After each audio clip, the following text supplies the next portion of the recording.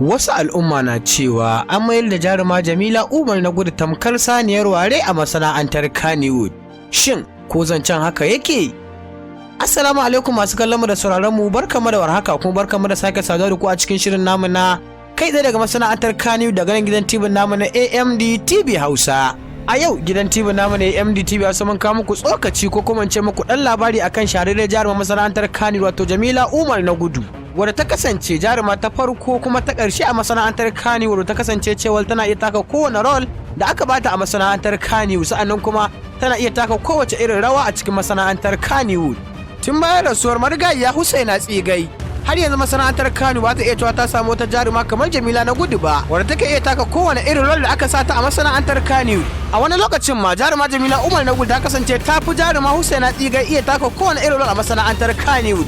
Ko duba da irin fina-finan take na barkwanci irin sifilli da sifilluwa, sa'annan kuma Jamila mai wasa da sauran fina-finan barkwanci da dama a masana'antar Kannywood, sannan kuma da zamantakewa gidan aure irin su Jamila da Jamilu, mu zuba mu gani da sauran fina-finai a masana'antar Kannywood. Jaruma Jamila Nagudu ta kasance jaruma ta fi kowace jaruma iya taka kowane irin a masana'antar Kannywood.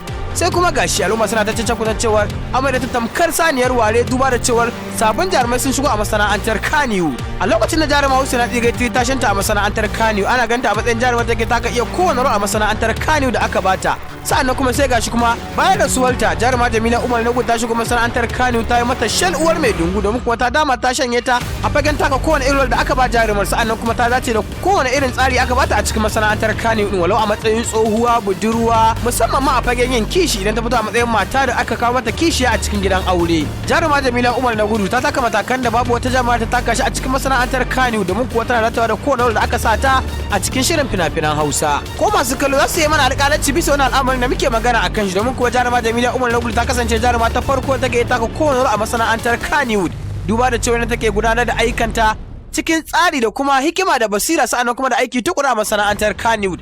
Ta kasance jalitacciyar jaruma masana'antar Kannywood ta farko da mutane suke maganar ta, sannan kuma suke yawan kallon fina-finanta a cikin tsari, sa'annan kuma da farin ciki da kuma nuna soyayya a gare ta. Idan jarumar ta fito a matsayin yar birni ta iya zaman falo, haka zalika kuma idan ta fito a matsayin ƙauye tana yin daidai da shi, haka zalika tana yin daidai da babban mace mai ƴaƴa da jikoki, sa'annan kuma tana daidai da karamar yarinya da bata kai budurwa ba, ta fito a matsayin cikakkiyar budurwa. Ta iya na mara wayo da mai taɓin hankali, haka zalika jarumar ta iya taka kowane irin a masana'antar Kannywood idan da dunkule muku al'amarin. Sa'annan kuma idan ta fito a matsayin yar bori sai kaga ta zama tamkar cikakkiyar yar bori, haka zalika a matsayin mai wasa da kura tamkar mafarauciyar asali. Haka zalika a cikin kowane irin jarumar ta taka za ga cewa akwai ƙwarewa da kuma basira a cikin aikin nata. Abun lura a nan wanda kuma ya jawo al'umma suke ta yin magana a kai shine jarumar ta kasance jarumar da iyawarta da kuma basirar ta ya kai ta matsayin da ta kai a halin yanzu.